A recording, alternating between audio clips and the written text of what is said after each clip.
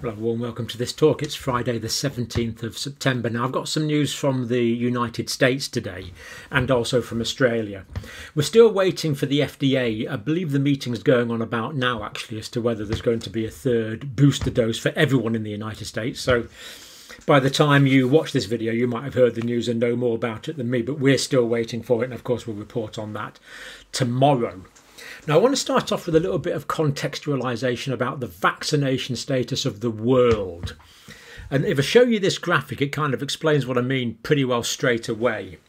So share of people vaccinated against COVID-19 as of the 15th of September.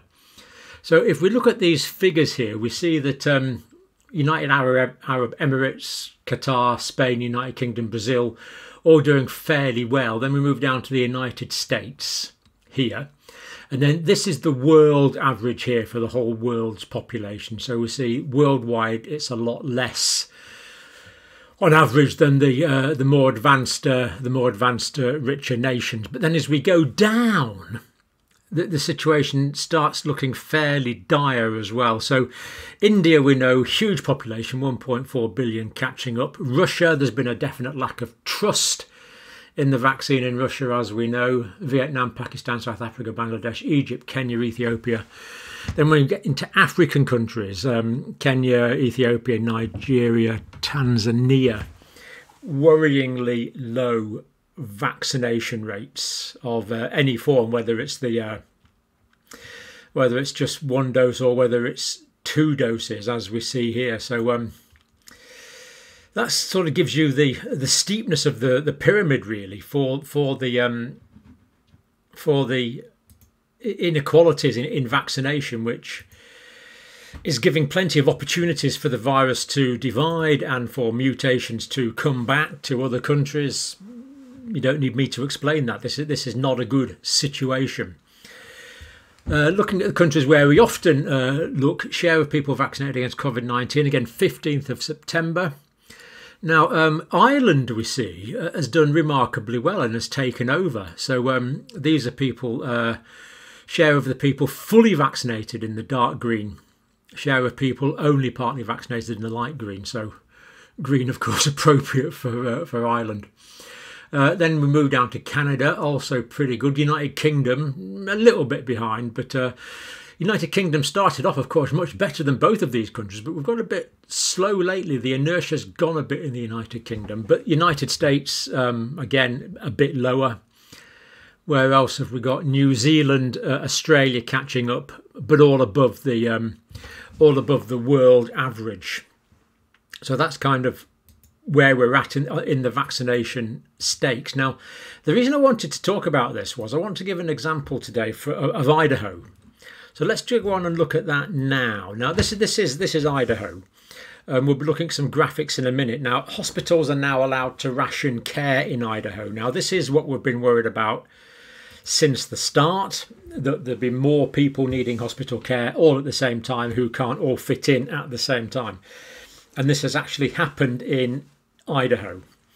And let's look at this. So hospitals allowed to ration care, expanding its crisis standards of care protocols. So this chap from the Idaho Department of Health says the situation is dire. Pretty strong words, really, for officials. So it's a dire situation. Not pleased to see that.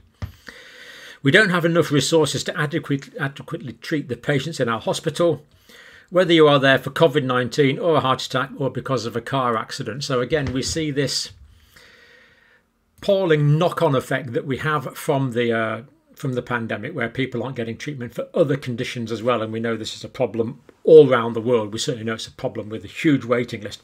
In the UK, for example, well over 5 million now, I believe, in the United Kingdom waiting for hospital care in the UK. So Idaho's Department of Health now is allowed to prioritization is allowed. And this is potentially denying care based on who they think will benefit most.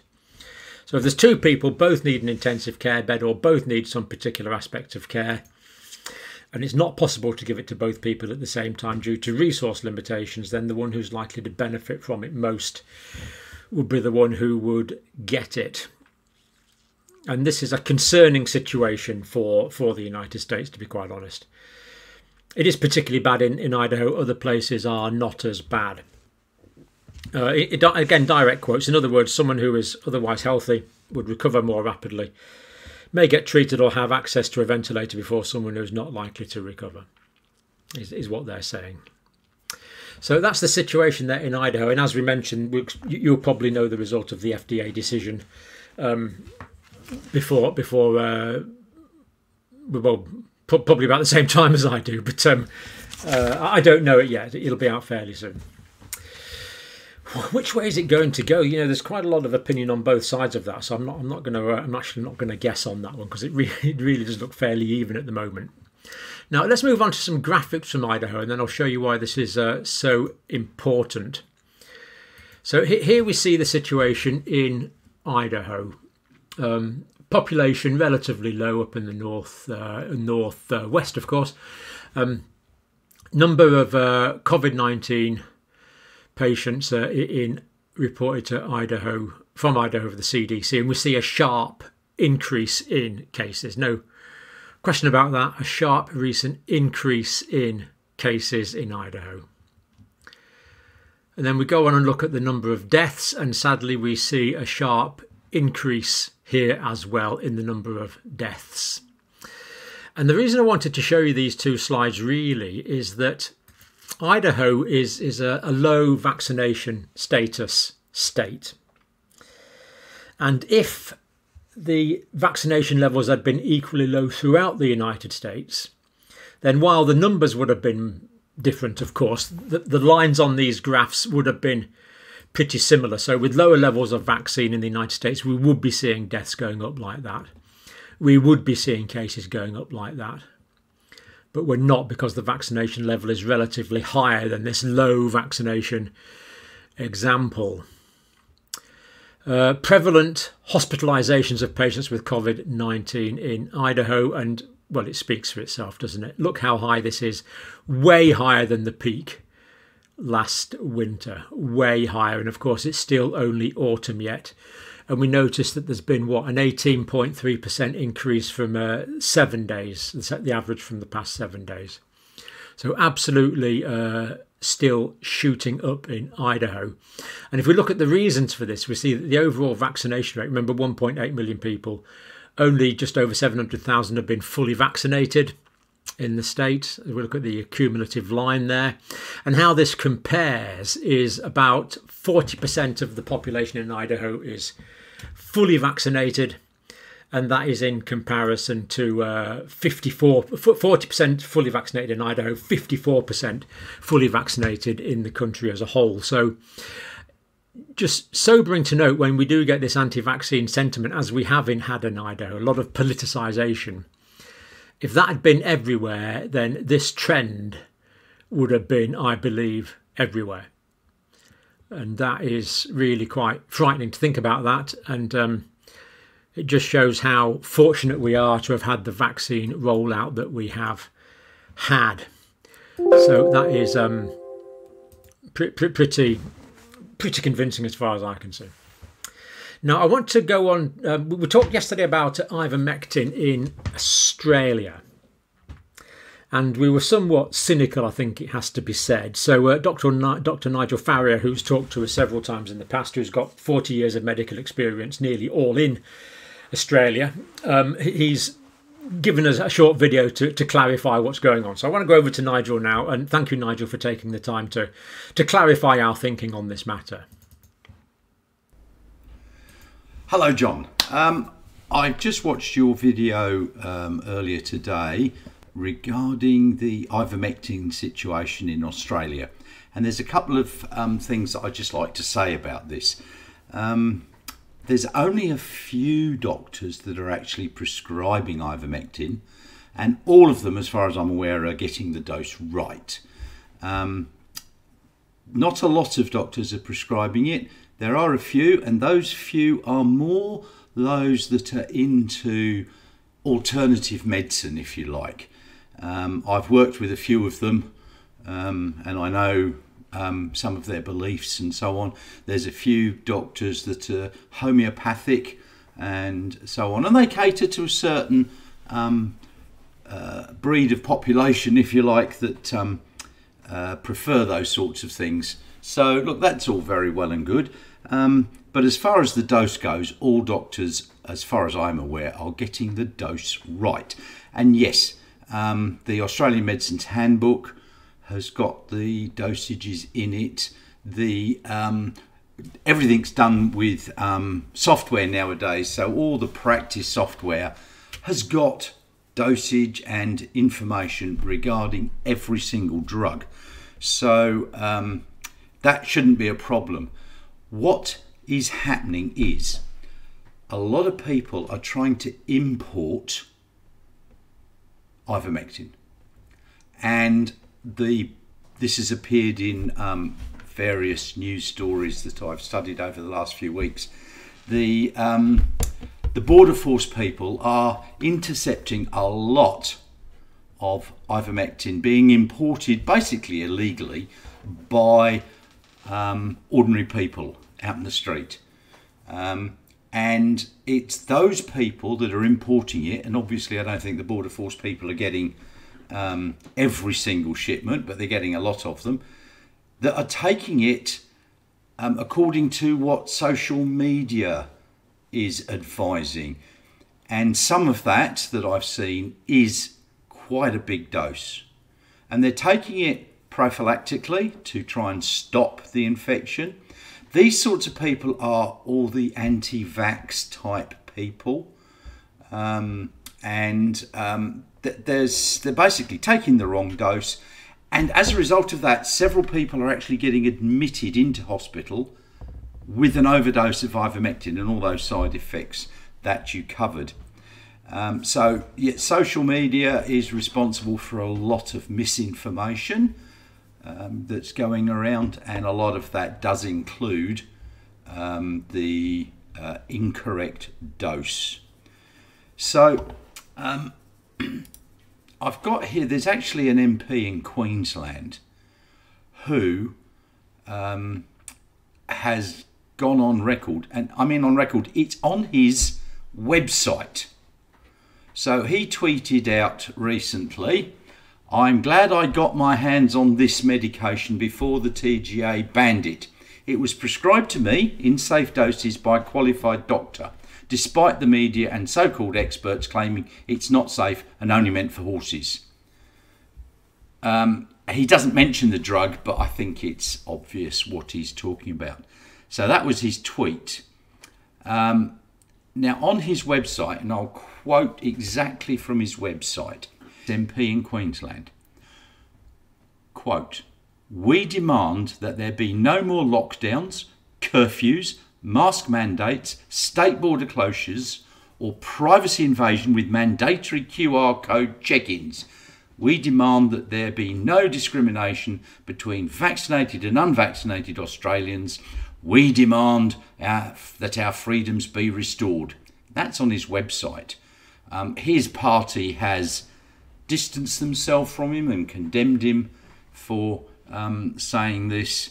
And another thing that he said, "It's time we stop spreading fear and acknowledge some facts. Masks do not work." Okay, he's not medically qualified, this guy, and I don't know what he's been reading. His party have said his views are not necessarily reflective of the community he represents. They haven't actually come out and said we disown him. And this is the trouble with our political system at the moment. They really have got no idea what they're doing. They should have just come out and outright told him to shut up and said that what he's purporting is absolute rubbish. The problem is that a lot of his electorate and followers are elderly, and they're hanging on every word that he says. So these people are trying to get ivermectin. They're not having their vaccination. I mean, this is just ludicrous from a scientific point of view, as I'm sure you and I are very well aware. As for getting ivermectin into the country, look, because we've closed our borders, getting stuff in is actually a little bit harder than it would have been. You know, it's just one of those things. And getting stuff between states is actually proving to be slightly hard. And you've already mentioned cases where truckies have brought COVID from Sydney and they've taken it into Queensland. They've gone through South Australia and into Western Australia with COVID. So it is making things a bit hard. But, you know, I think it's something that we need to live with for safety's sake, really.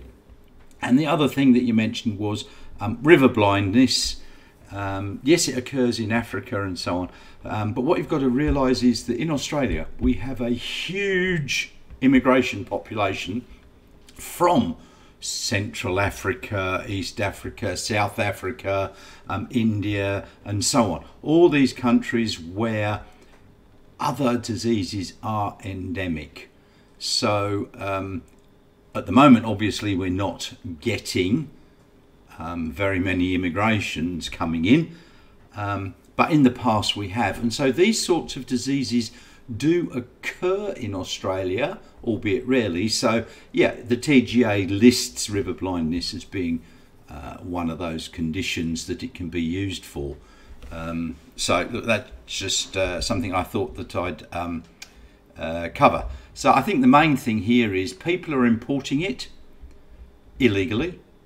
They're overdosing themselves and causing themselves some troubles. And it's not really the doctors that are causing this problem. They may be saying to people, look, if you can get hold of some ivermectin, you can take it. I don't know. But I do know that those few that are prescribing it in the correct dose. So I just thought I'd give you a quick update on that, and I hope that explains a little bit. So thanks very much, and keep up the good work, John. Thanks for that, Nigel. As always, valuable, very valuable insights. Appreciate it. It does put into context what we were looking at yesterday. I think that was actually really quite useful. A couple of things we're just going to mention there, and I think basically me and Nigel are singing completely off the same hymn sheet, by the way, and we agree. You mentioned homeopathic doctors, homeopathic medicine. Let me just clarify my opinion on homeopathy, and I strongly suspect Nigel's opinion on homeopathy. It's a bit difficult to explain, really, but let's just summarise by saying it's a load of bunk. So that covers homeopathy, because you're giving sometimes no active molecules of the active substance, which of course is ludicrous. Doctors, of course, are giving the right dose. I mean, that's clear. Buying medicines or even vitamins on the internet actually frightens me a bit, because when I've been working in Asia, I have come across people with counterfeit drugs. So believe it or not, some people around the world actually they put something in a drug, package it up, make it look like a drug, and it's a counterfeit. It's either something else, or it's an inert substance, or potentially something that is toxic. So buying drugs off the internet actually I find pretty frightening. I would only take drugs supplied by my own doctor or pharmacist. That risk of counterfeit. The idea of conflating ivermectin with anti-vaccination is ridiculous. I'm in favour, and I'm sure Nigel would agree with this. We're in favour of vaccination. I know me and Nigel have both been doubly vaccinated. Nigel said that before in his videos. We're both in favour of vaccination, but if there's a treatment there, we'll have that as well. So, and interesting about the tropical diseases in Australia as well. So very useful contextualisation on yesterday. Notice that Nigel's not like me. You know, he's just waiting for clarification really on this ivermectin story. But those Australian guidelines we looked at yesterday don't really take as much forward on that. But Nigel's comments are very helpful on clarifying yesterday's video. So hopefully that was helpful. I just stopped early about the United States to leave time for Nigel today. So we'll leave that there. And thank you very much for watching.